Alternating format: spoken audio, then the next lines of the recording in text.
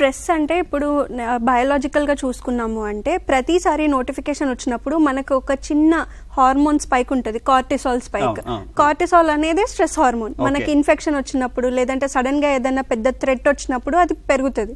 So ఏదైతే notifications వస్తున్నాయో దాని వల్ల ఆల్రెడీ మన బాడీ దాన్ని స్ట్రెస్ గానే పర్సీవ్ చేస్తుంది. ఆల్రెడీ అది మనకు ఒక స్ట్రెస్ఫుల్ స్టిమ్యులస్. ఇప్పుడు నేను దాన్ని కంపల్సరీ చూడాలి, దానికి కంపల్సరీగా రెస్పాండ్ అవ్వాలి. ఇది ఆటోమేటిక్గా దానంతలో అదే స్ట్రెస్ జనరేట్ చేస్తుంది అనమాట. ఇంకొకటి ఏంటంటే ఇక్కడ మనకి స్ట్రెస్ అనేది రెండు రకాలు ఉంటుంది. ఒకటి మంచి స్ట్రెస్, ఇంకొకటి చెడు స్ట్రెస్. యూ స్ట్రెస్, డిస్ట్రెస్ అంటాం. యూ స్ట్రెస్ ఏంటంటే చిన్న స్ట్రెస్ అంటే కొంచెం సేపే ఉంటుంది. అది మీకు ఒక ఛాలెంజ్ లాగా, మీరు దాన్ని ఎట్లా ఎదుర్కొంటారు, దాని నుంచి ఎలా బయటపడతారు, దానివల్ల మీకు ఒక కొత్త కాన్సెప్ట్ అనేది మీ బ్రెయిన్లో లెర్నింగ్ నేర్చుకుంటారనమాట. ఓ నేను దీన్ని కూడా ఎదుర్కోగలను, దానివల్ల మీకు కాన్ఫిడెన్స్ పెరుగుతుంది.